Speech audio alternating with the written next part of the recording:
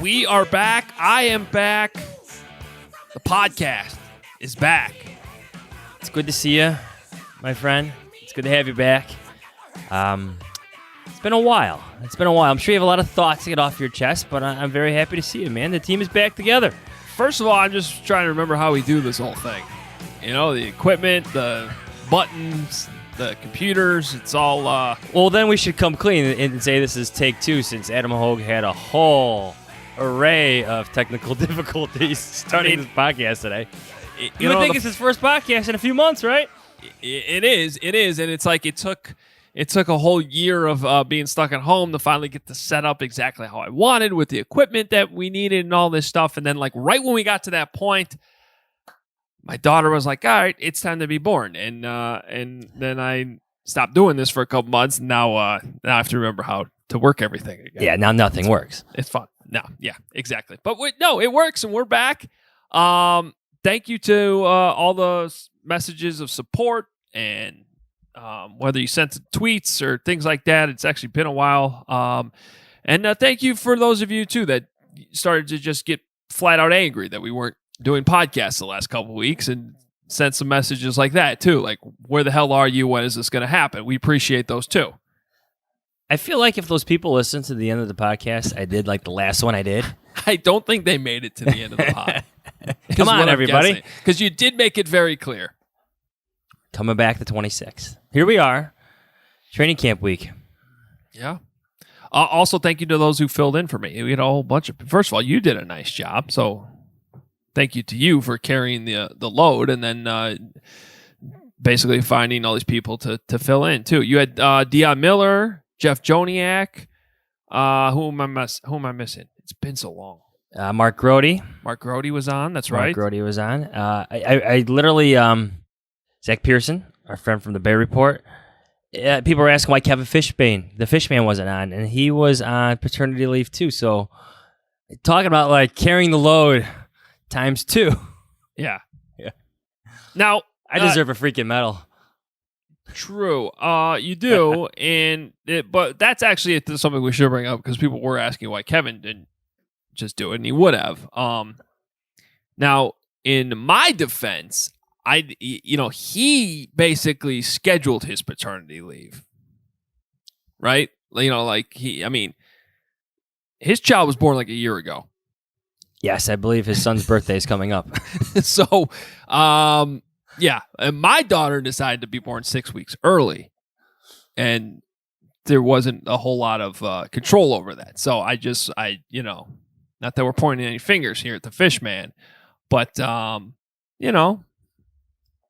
you only knew for like 3 months that this could happen on my end, and you still decided to go on paternity leave. I'm just saying. You missed a lot of podcast time. Kevin loves his podcast time because he texts me all the time about his podcast time. It was probably Kevin wants more podcast time. Kevin could have had more podcast time. That's what Kevin I'm wasn't saying. Available for podcast time. That's what I'm saying. All right. It's all in good fun. I'm happy. He's back too this week. We just have our first 53-man roster projection out on The Athletic this morning. All right. So he's back as well. There you go. Already plugging the content, which is good. I haven't even written anything yet. So, I'm technically still off till tomorrow.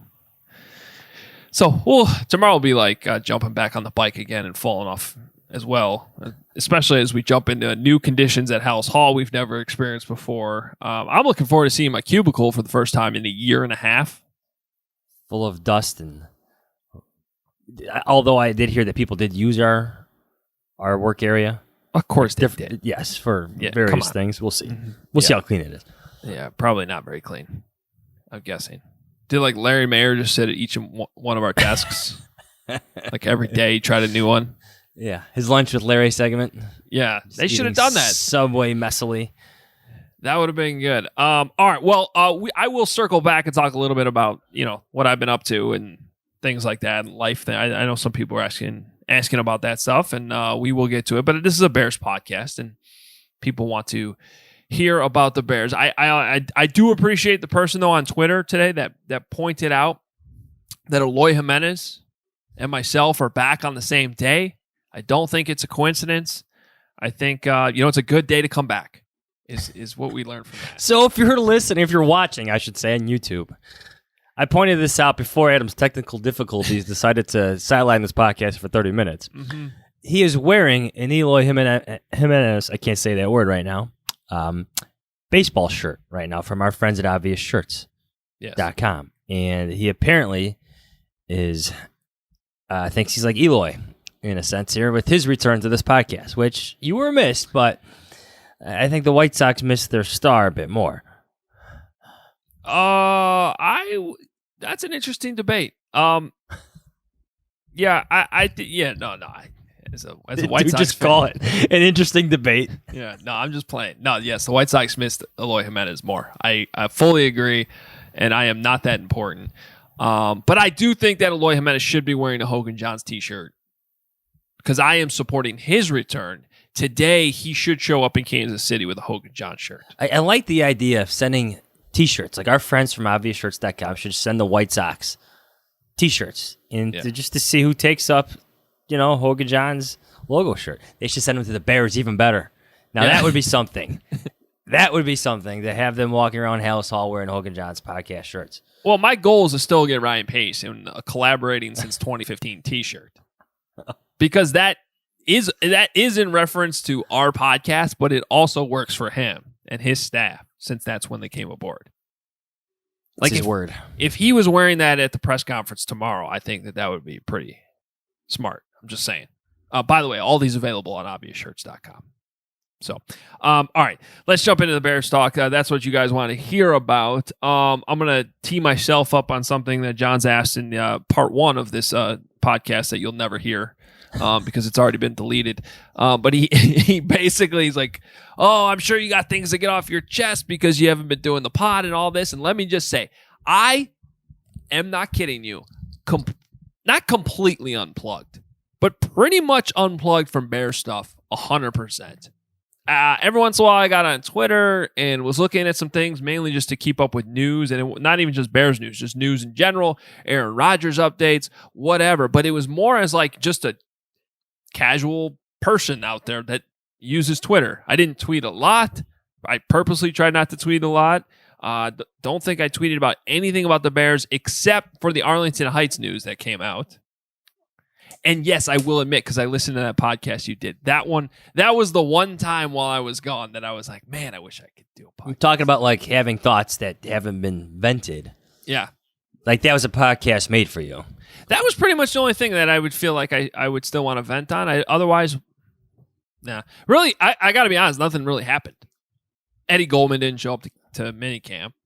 That was a thing. We'll talk about that in a few minutes, I guess. But, no, I'm honestly proud of myself. For the unpluggedness. And I got to, you don't have to say is good job by you because I was basically one of our listeners. Like to keep up with what was going on.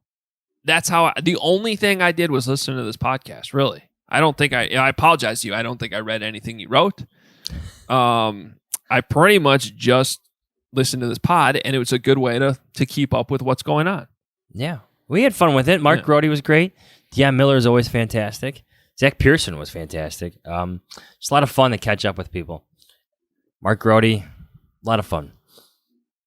So, I don't know where you want to start. Jeff Joniak, I can't forget the man, the myth, the legend himself. Well, Joniak was awesome. It was a good group. And then I'm glad you got your last couple of weeks too off, and looks like you got some sun. Yeah, which is golf game's gotten better. Wow, I don't know how you have time for that. I mean, that's a whole nother thing we can save for the end of the podcast. But I mean, you have 3 kids.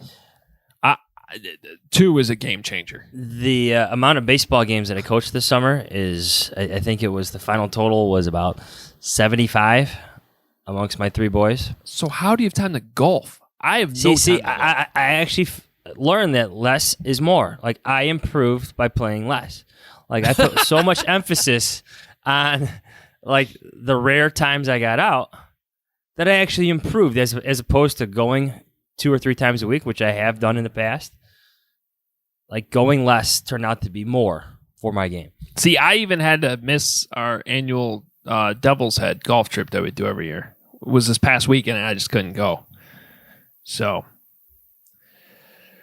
yeah, 2 kids. It's different. How about that?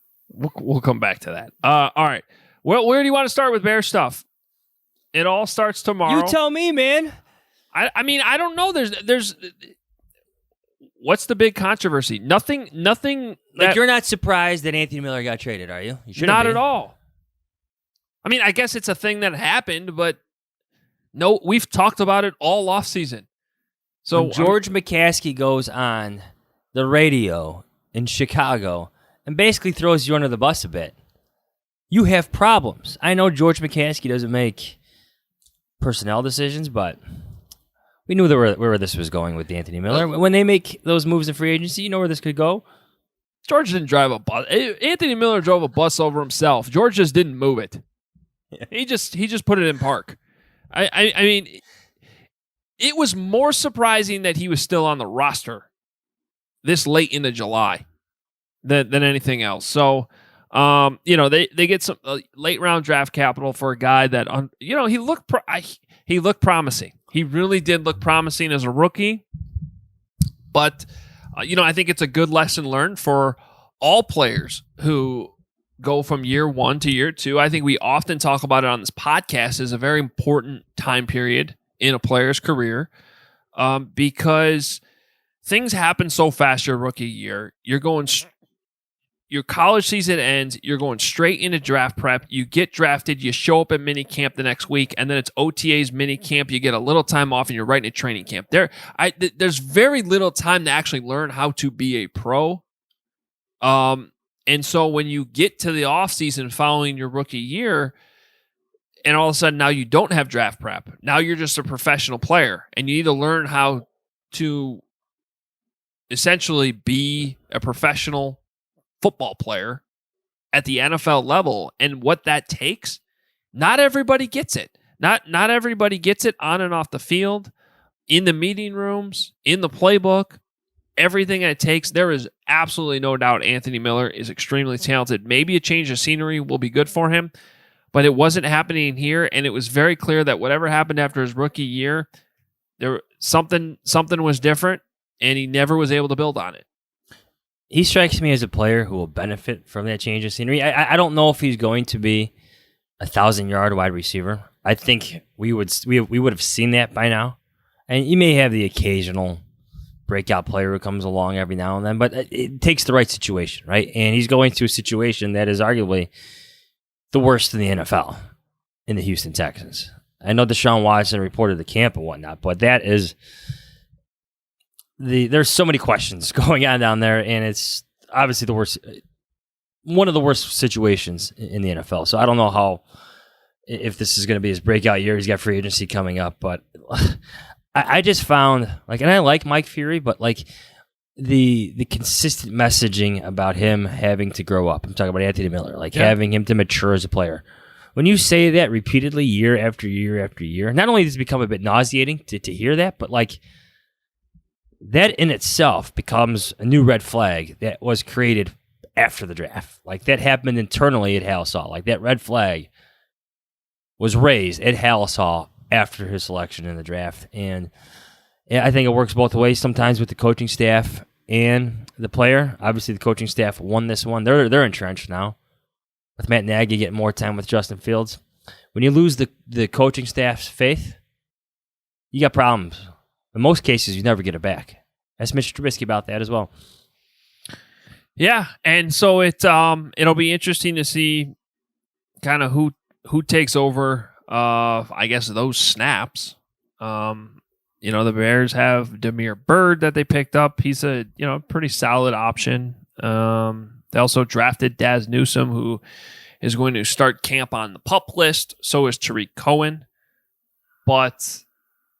Anyway, I mean, look, this is the Bears traded a guy that we felt like was going to be traded months ago. Thought he'd be traded before the draft. Thought he'd be traded in free agency, something like that. For whatever reason, it's they were probably, if we're being fair, struggling to get anything for him. And then sometimes the market changes due to injuries or you get closer to the season, you realize you need a guy maybe a little bit more than you thought, and so the market changed a little bit, and the deal gets done, and that's that for Anthony Miller in Chicago. Yeah. There was a point in time where I thought they're really going to give him I don't want to call it a second chance, maybe a third chance with the team. And when we were at minicamp, I know you weren't there, but when other guys, when guys that are signed to be your competition come in are consistently making more plays than you, I get you're in shorts. I get you're just in shells. I get you're just wearing helmets and stuff like that. And it's just a minicamp. But when they're that wide open and they're running past guys and they're scoring touchdowns, that's bad. That's bad for you if you're a bubble player. Your competition should not be that much better, that much more noticeable in those types of settings. And those new guys, the Bears receivers, Goodwin, Bird, they were more noticeable than Anthony Miller, considerably, significantly more noticeable than Anthony Miller in minicamp. So, what are some of the other questions that you have going into camp, other than what it's, I guess, going to look like? Because this is going to be an interesting camp for a lot of different reasons. You have the first time, like I know they had camp at Hallis Hall last year, but that wasn't really a camp.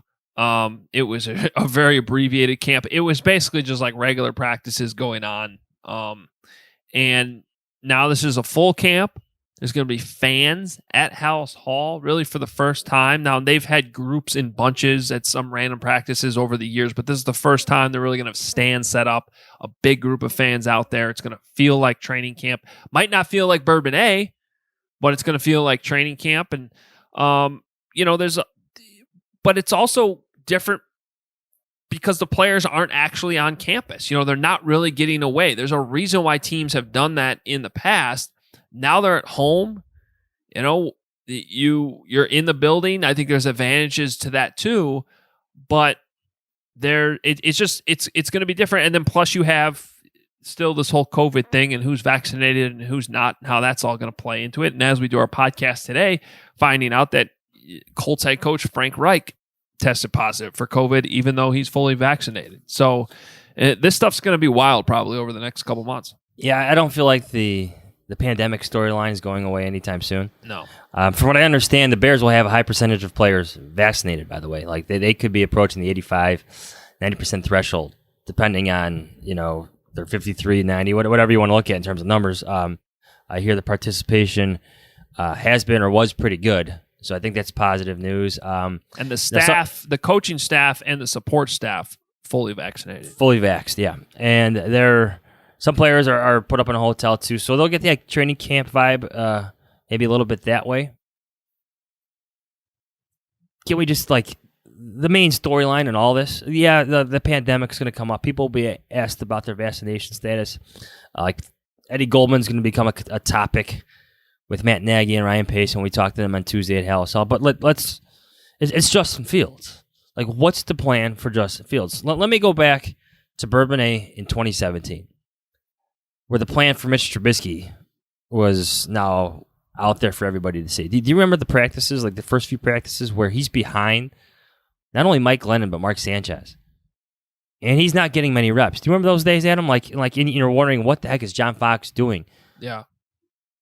You just drafted this kid second overall. What is the plan here? Now, eventually, I think Mark Sanchez got injured, and the practice repetitions increased for Trubisky. But I want to see what Matt Nagy's plan is for Justin Fields. What extra work he can get him, how he can challenge him, how he can get a feel for how close he is. That's what I want to see every single day at Hallis Hall.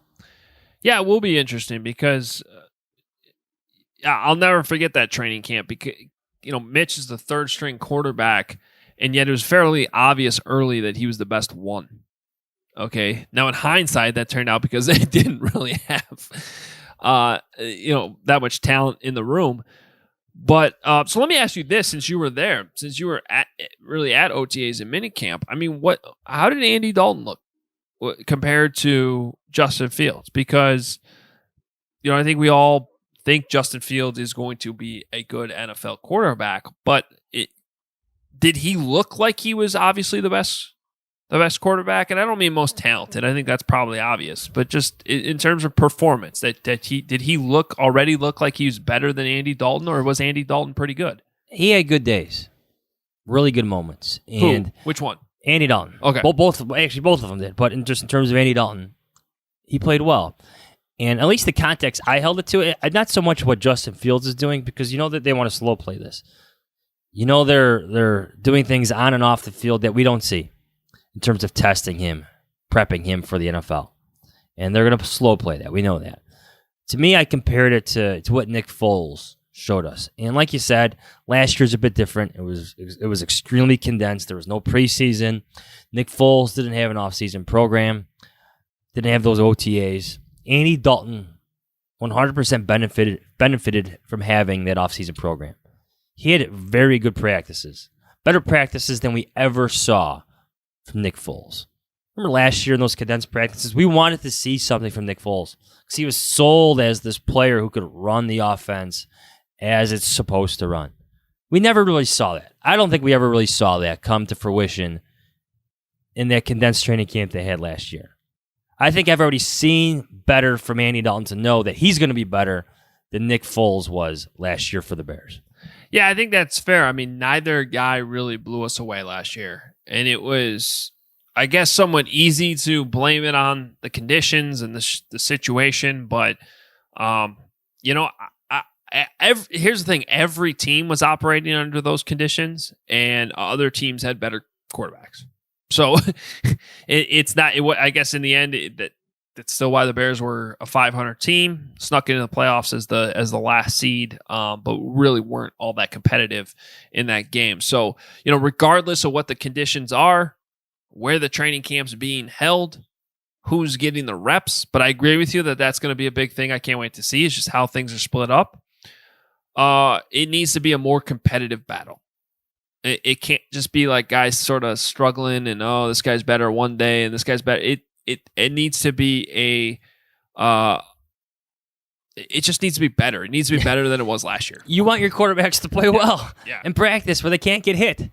And there were days in that competition between Nick Foles and Mitch Trubisky where neither played well, where there were some ugly moments. Mm-hmm.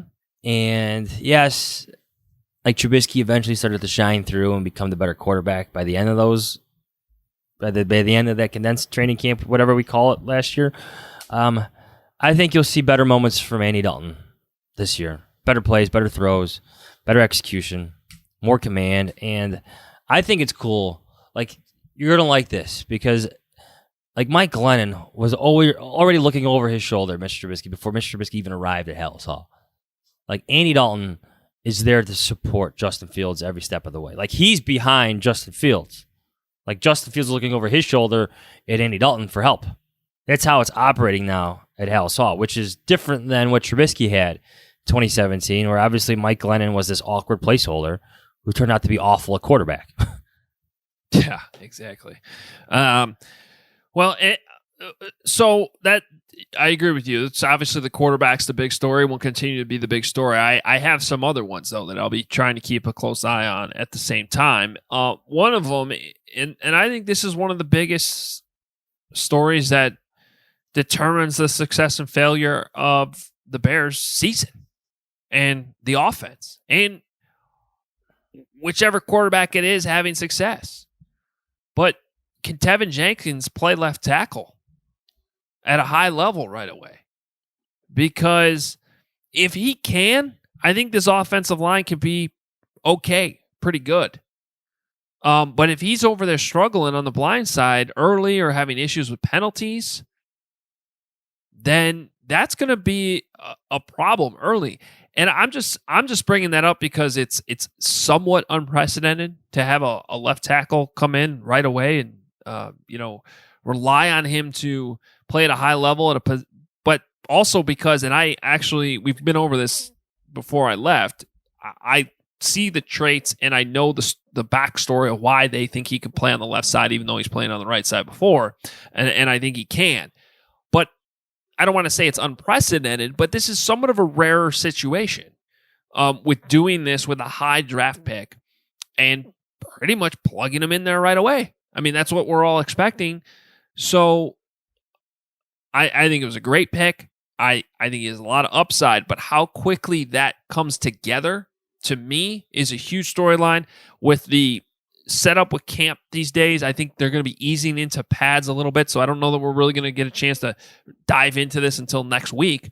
But how he performs with the pads on in camp in the hot summer days is something I can't wait to see.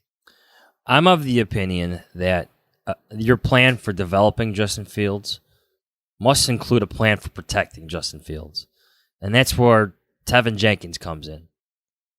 He has to be your starting left tackle early on this season. I'm not saying day one, but early on this season, before Justin Fields takes the field, you need Tevin Jenkins to take the field, cement himself, win some, lose some, but get better every single game that he plays.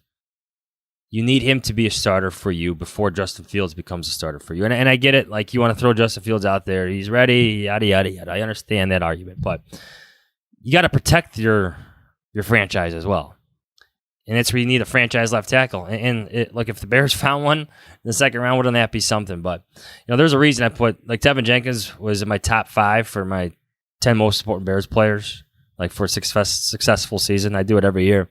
You need him. You absolutely need them. You need them early on, too. And, like, every year, the one-on-one matchups, like, those drills at camp, you love them. I love them. Yep. Like, they always garner the most attention, especially when it's full pads and it's full go. But this year, you got a second-round draft pick going up against Khalil Mack.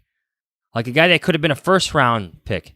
A guy the Bears had first-round grades on in Tevin Jenkins. A guy they traded up for in the second round.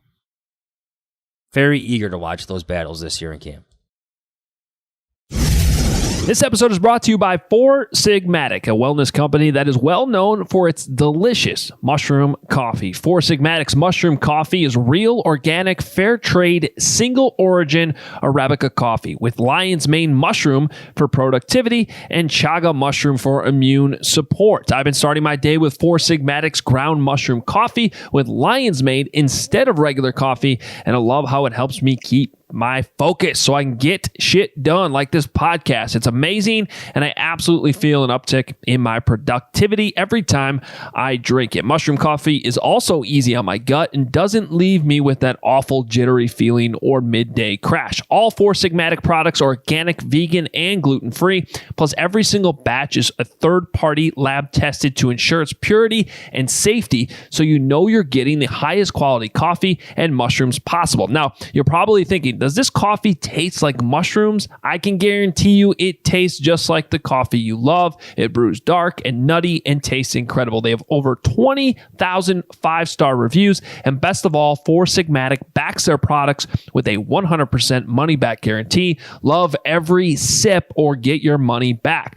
We've worked out an exclusive offer with Four Sigmatic on their best-selling mushroom coffee, but this is just for Hoge and Jahns listeners. Get up to 40% off and free shipping on mushroom coffee bundles. To claim this deal, you must go to foursigmatic.com/Adam. This offer is only for Hoge and Jahns listeners and is not available on their regular website. You'll save up to 40% and get free shipping. So go right now to Four Sigmatic. That's FOURSIGMATIC, foursigmatic.com/Adam, and fuel your productivity and creativity with some delicious mushroom coffee. This episode is brought to you by Element, a tasty electrolyte drink mix with everything you need and nothing you don't. Hydration has been especially important to me this last couple of years, and this is a good one that you're going to want to know about, especially if you happen to be on a low-carb, keto, whole food diet, because everyone needs electrolytes, especially if you're on a low-carb diet or practice intermittent or extended fasting or are physically active or sweat a lot. Try it totally risk-free. If you don't like it, share it with a salty friend and we'll give you your money back, no questions asked. Drink Element is a healthy alternative to sugary electrolyte drinks. Each grab-and-go stick pack replaces essential electrolytes with no sugar, no coloring, no artificial ingredients, or any other junk. I drink Element every day to support my hydration, and as a member of our community, Element has a very special offer for you. Claim your free Element sample pack. You only have to cover the cost of shipping, and get yours at drinkelement.com/Hoge Jahns. and then I would say Eddie Goldman too. I think we're expecting him to be there. That was one of the stories I was sort of loosely following, or while I was trying not to follow things while I was gone. But it was a little surprising to me that he didn't show up. It'll be interesting to hear what he has to say about it, but I believe the expectation is he'll be there this week, and that doesn't necessarily give us the answers as to what he looks like, how he plays. If he's in shape and ready to go, I would hope and expect him that he'd be the old Eddie Goldman, and maybe even a fresher, healthier one, because he did take a year off. But I think those are all fair questions at this point. It's going to be the old conversation of football shape, is it not? Yeah. Like, if you see all the Instagram photos of him, he looks good. Looks in great shape. He's kept all the weight off, so that's not a concern. Looks ready. He's with some of his teammates, so that's a good sign. But football ready is a little bit different than being in the gym and getting ready that way. It's the sweat, it's the grind, it's the the tenacity, turning on the switch in your head. It's what's the word Matt Nagy uses a lot? It's callousing yourself. Yeah. The guy hasn't played a football game in over a calendar year. So, yeah, football shape. His callousness. Is that even a word? How calloused he is. There, that's better, right? How calloused is Callousness. How calloused. Use Matt Nagy's word of callous. How calloused Eddie Goldman is. It's going to be a topic of conversation.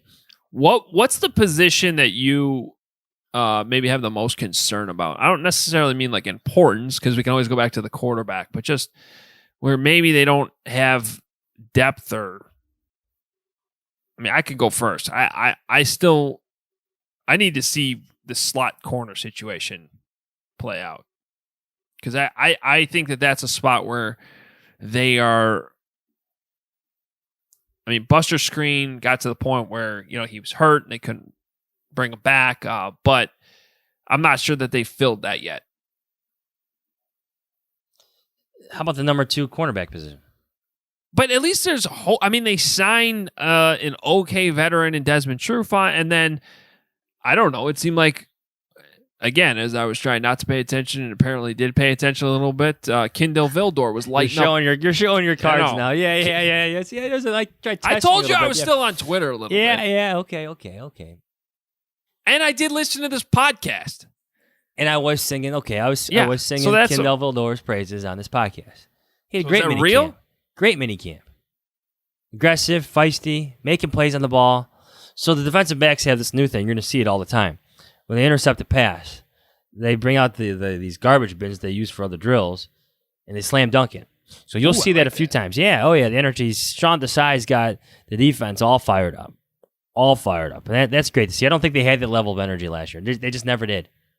Never did. Maybe in terms of like the one-on-one battles where the receivers and tight ends, they're going back and forth with each other, them and the defensive backs, but they seem to have a different vibe and energy this year with Sean Desai in charge. It's to me, though, I know we're talking about the secondary. You could ask about Eddie Goldman or Jalen Johnson, taking over that number 1 cornerback role, but like who's going to provide the pass rush opposite Khalil Mack? Like, it all starts up front. I really believe in that cliche. Like, Jalen Johnson will be a better player if the pass rush is better. Eddie Goldman will have more takeaway opportunities if the pass rush is better. The Bears' pass rush has been average or worse in so many different categories. I know Khalil Mack had a good season, but it needs to be better than that. You need more from Robert Quinn. Can you get anything from Travis Gibson? I don't know. That is an extremely thin position opposite Khalil Mack. Yeah, I think that's fair. So, well, look, there's a lot that will be discussed over the next couple of days. Matt Nagy and Ryan Pace will meet with the media tomorrow at House Hall. We'll also hear from some players. I'm hoping and assuming Eddie Goldman will be one of them, since it's been so long since we've talked to him. And I'm sure there'll be some storylines to follow. So, but still to this day, the drama that I still feel like impacts the Bears the most is what's going on to the north. And literally, as while we've been recording this, I don't know if you've been following this, but I've been getting the alerts on my phone. Adam Schefter tweeting a bunch of stuff about how Aaron Rodgers and the Green Bay Packers have agreed to a reworked deal for the 2021 season. And concessions were mentioned, but they weren't money. So that's intriguing. What kind of concessions are we talking about? But it's been an interesting day up in Green Bay because they had their annual shareholders meeting, and Mark Murphy and Brian Gutekunst all talked, and they all talked like Aaron Rodgers was coming back. And sure enough, it sounds like he is, and will report to training camp on time. So all that drama sounds like he will be playing quarterback for the Green Bay Packers this year. So that dream scenario the Bears fans had, that's not coming to fruition. I never thought it would. It was fun to... That's why it was a dream scenario. Yeah, it was fun to talk about. I do want to add, though, all this just means that we have been right about one topic. Jordan Love must suck. He must. They would not put themselves through all this trouble if he was decent or better. I am 100% convinced of that. Yes, I still go back. I go back to if Aaron Rodgers was that upset, and you had teams calling you to offer, enormous ransoms for your quarterback, and you felt like you had the next Hall of Fame quarterback already in your building, you would have taken the deal. Yes.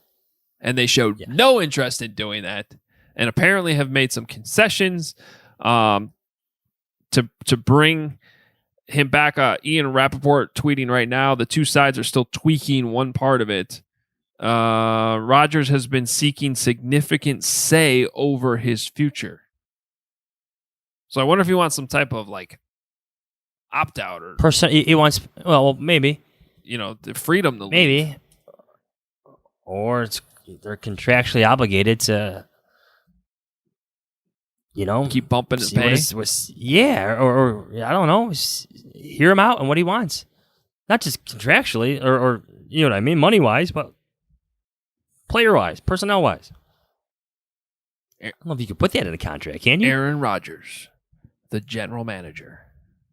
Yeah, he's officially Brian Gutekunst's boss now. I think that's how it's going to work. Huh. Like he's in charge. Yeah. So, all right. There's a couple interesting tweets on here I'm trying to follow at the same time. Somehow there's been some tweets saying that Rodgers coming back is hinging on trading for former teammate Randall Cobb. And then, Dan Pompey said, from The Athletic, said, so by trading Anthony Miller to the Texans, the Bears might have assured Aaron Rodgers' return to the pack.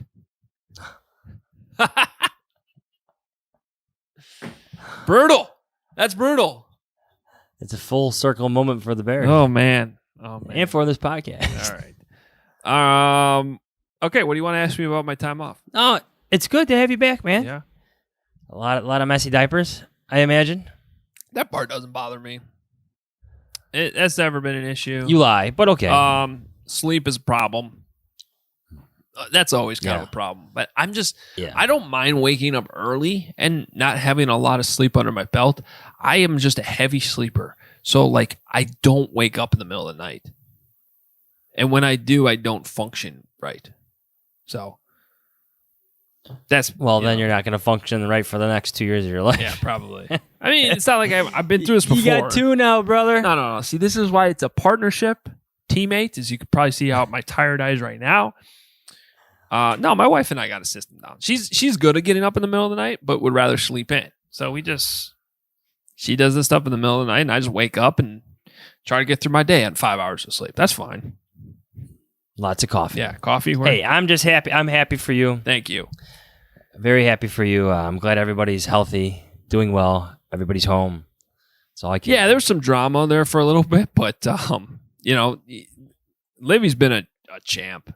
She just after the whole thing we went through with James back in 2014 and 10 weeks in the NICU and doctor's appointments forever after that. Like Olivia, she's just like, yeah, I'm little, but I'm eating, I'm chilling, I'm good. So she got out of there quickly and home. So that was a big relief, because after you go through that once, you're just naturally like fearing, like, all right, what's today going to be when we show up to the hospital? What bad news are the doctors going to give us today? But that never really happened, knock on wood. So that's all been really good.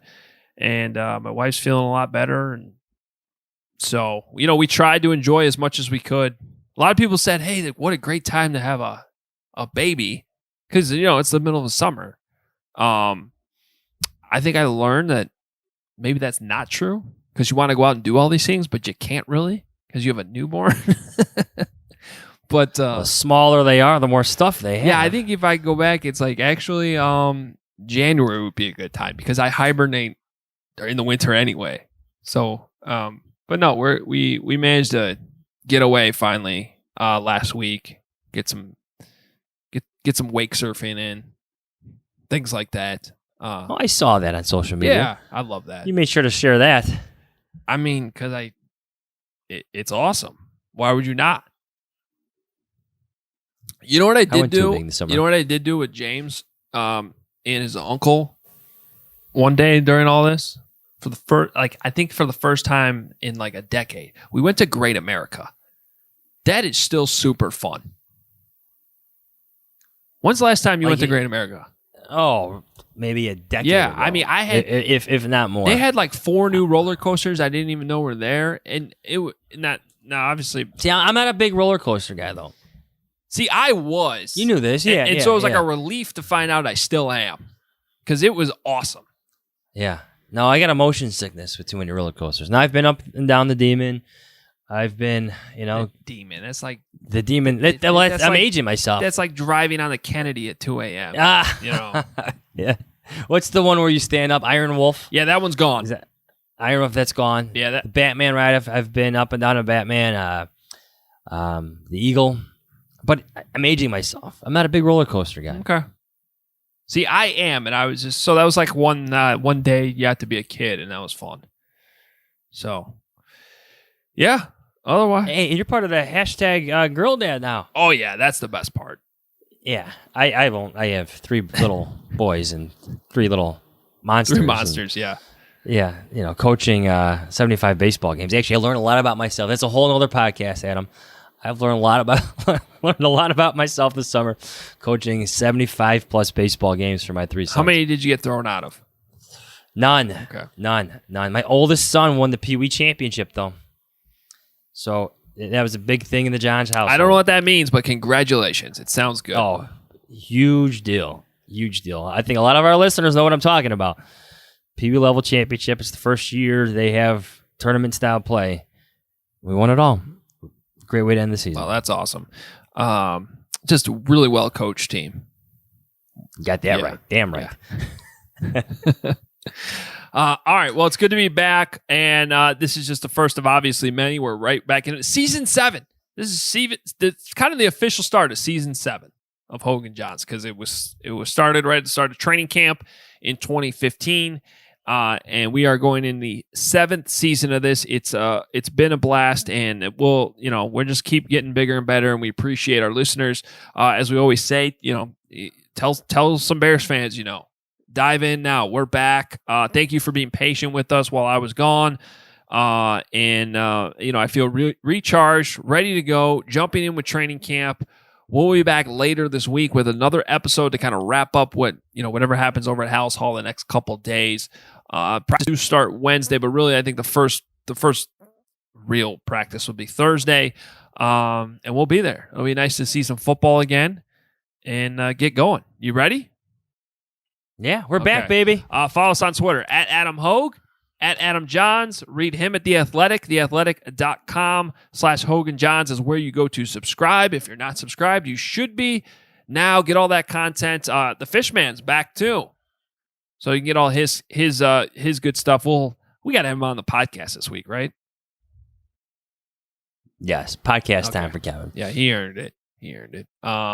He's actually texting me during this, so I don't know what he's texting me about, but me too. I'll have to I guess He must sense the he's like, podcast. guys, I'm back. Hello, I'm back. Can I get Hello. in there? He's trying to get in the Zoom right now. I think we could have done it today. Sorry, Kev. All right, well, we'll hear from him later in the week. You can read me at NBCSportsChicago.com. I'll be back with some content tomorrow there, and I should tell you that we'll have a return to training camp show tomorrow night on NBC Sports Chicago.